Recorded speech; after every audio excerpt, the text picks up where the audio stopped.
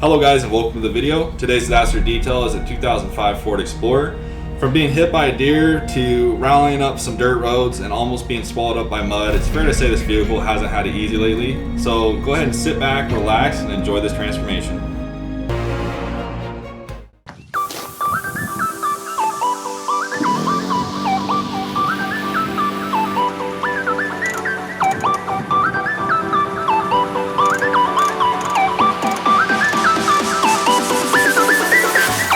In order to properly clean this interior, I'll be gunning it down to its metal bones. I'll be using my pneumatic ratchet to make life easy when removing the endless seats. Being that this Explorer has 160,000 miles, some bolts were seized, but luckily I had some good old PB Blaster to lube up and penetrate.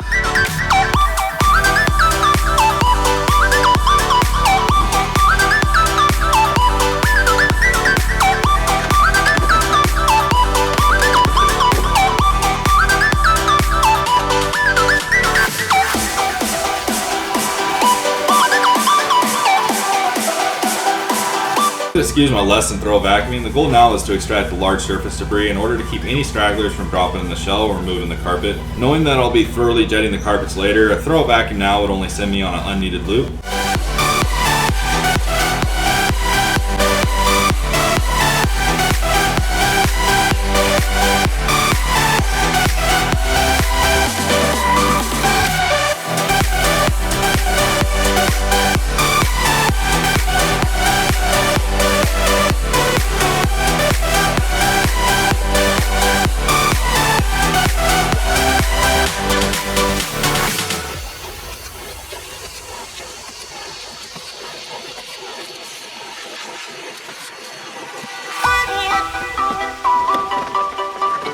After about an hour of work, the carpet is ready to be pulled, and I gotta say, it's always satisfying to see a completely rust-free shell, especially knowing the history of abuse this vehicle has had.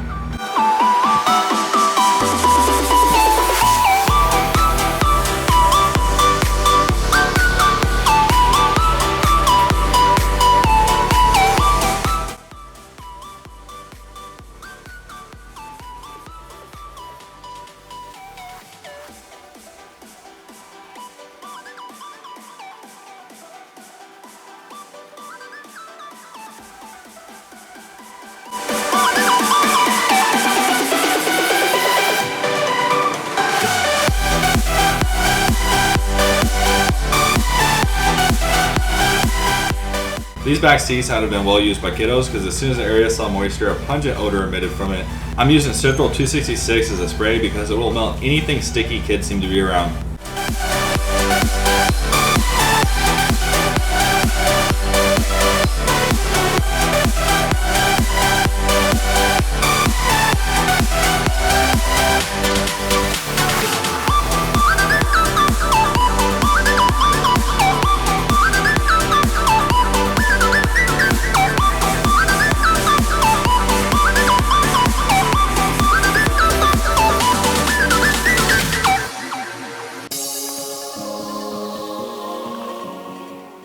In the 106 degree heat that I'm currently in, the water softener is a very important detail to help prevent stubborn water spots.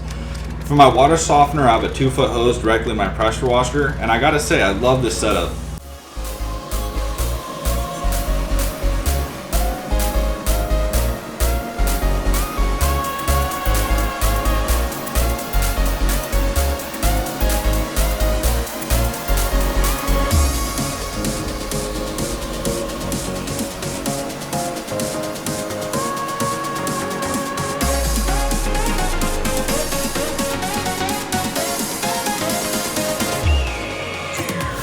Blasting away at this mud is a nice sight to finally see red paint again.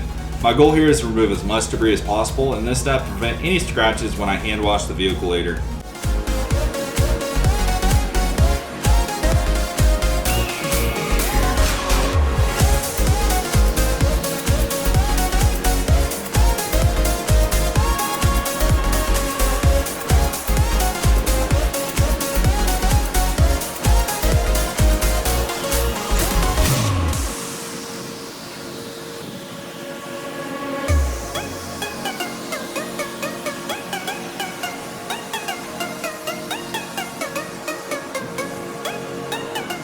Circling the vehicle, working from top to bottom, it's important for me to hit all the seams with a multitude of different angles.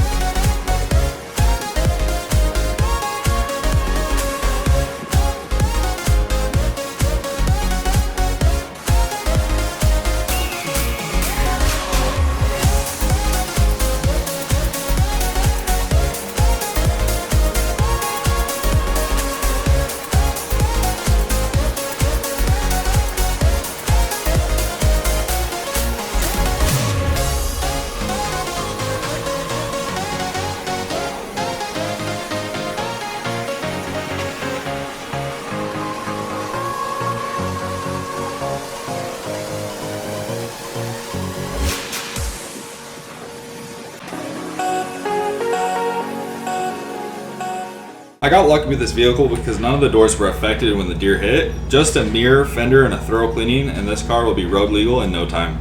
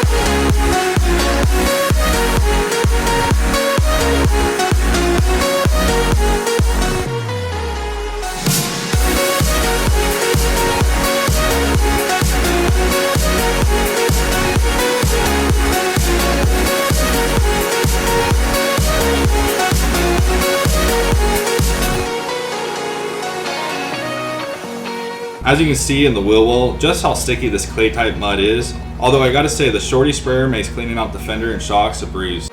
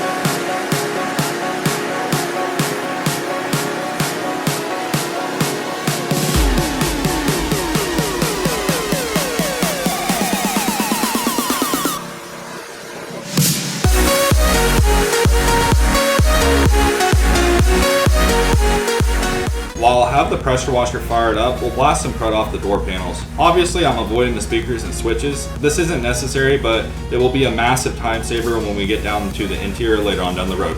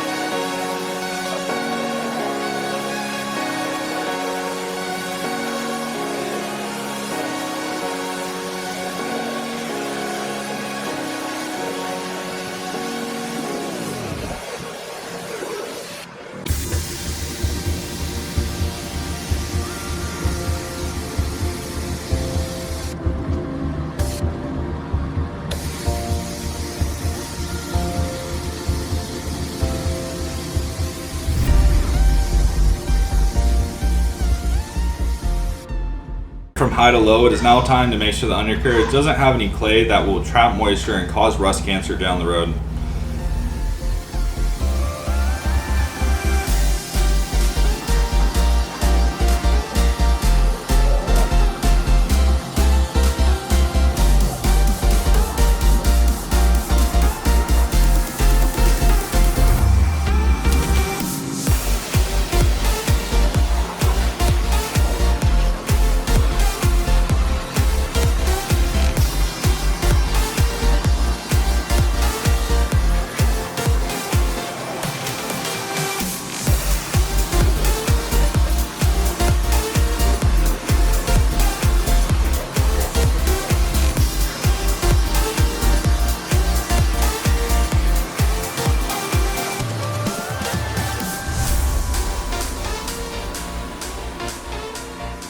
For this engine bay, all I did was mix up our signature degreaser and laid it on at a strong dilution. After dwelling for about 10 minutes, the final rinse left it completely spotless.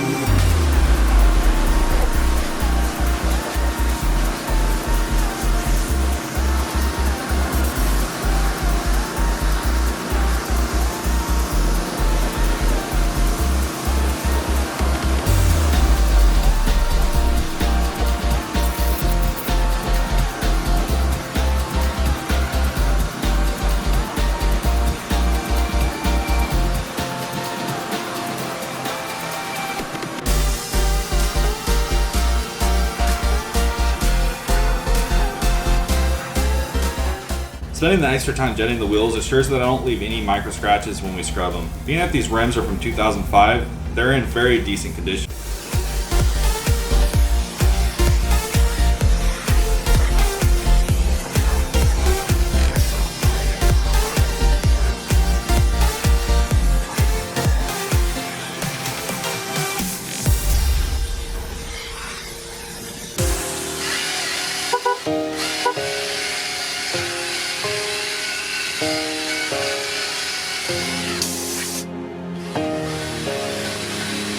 So moving on to the shell of this vehicle, it's going to be very tricky not damaging any electronics. Instead of using a ton of water, I'm going to use a drill brush to dust up the bulk of the mud. I've never had to use this method before, but I'm glad I did. Also because water typically takes that mud and flows it into tighter, hard to reach areas. So using this method before I do use the water will prevent a lot of extra work removing door panels, switches, etc.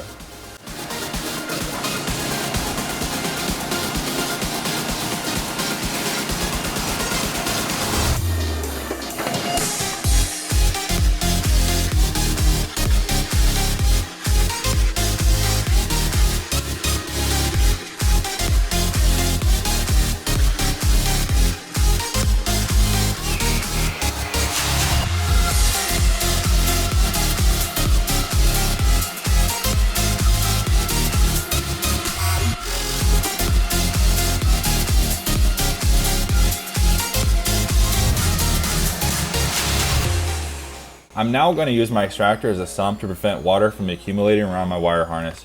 Even the littlest amount of water on electrical components can cause problems even a seasoned technician will veer away from.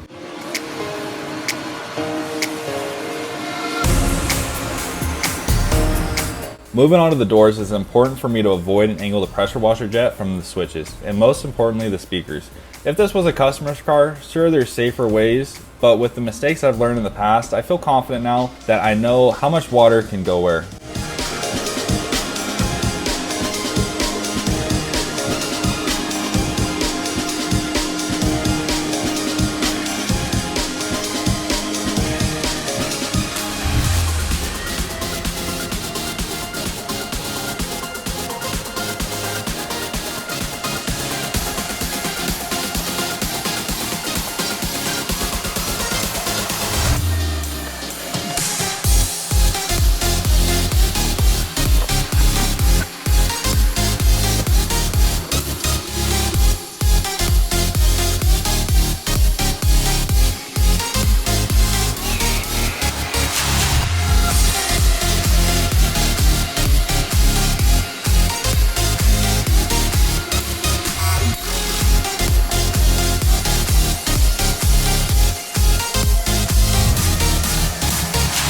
Now, especially when using the air compressor, I always make certain the gauge cluster has towels to wick up any excess water.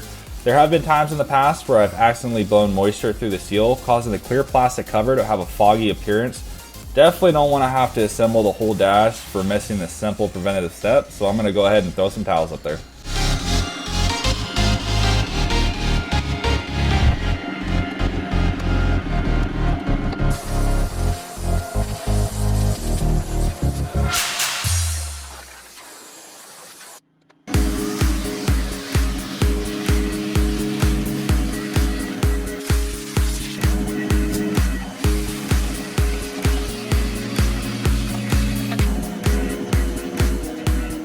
I've seen a multitude of quote-unquote YouTube detailers use only a horsehair brush to clean the entirety of the vehicle's plastics. Sure, it makes sense on fragile luxury cars, but in reality, a horsehair brush won't efficiently clean built-on grease. Sure, it looks pretty for the video, but I feel it's misleading to a lot of aspiring detailers looking to start their own business. I personally always have a magic eraser, drill brush, horsehair brush, steamer, and a compressor handy at all times.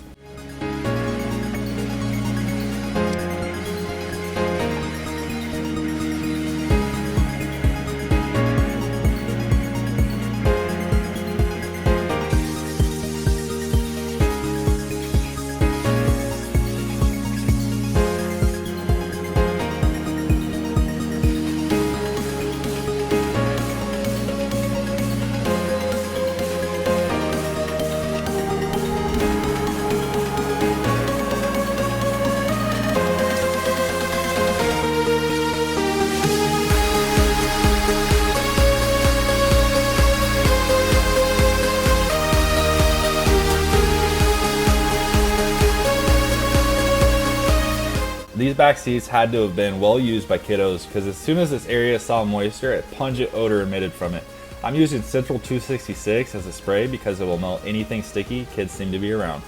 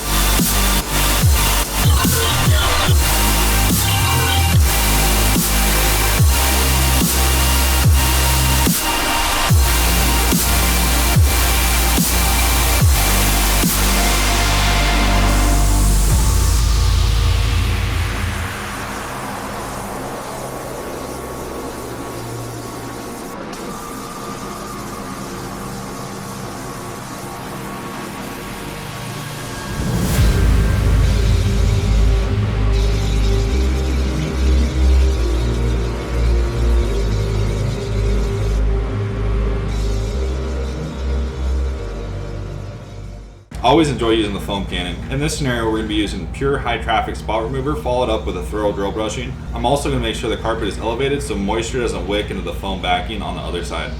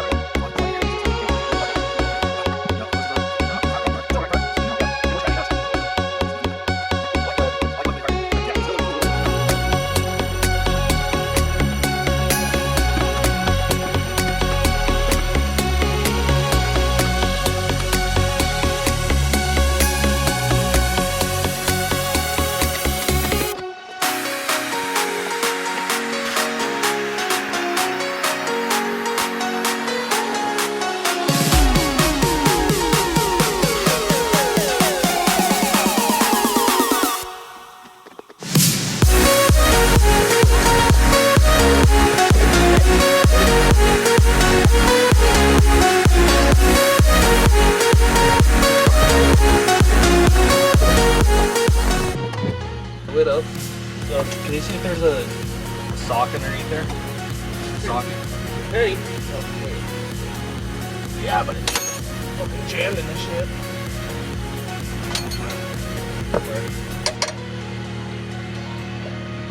Oh, stuck. Yeah, let me step right.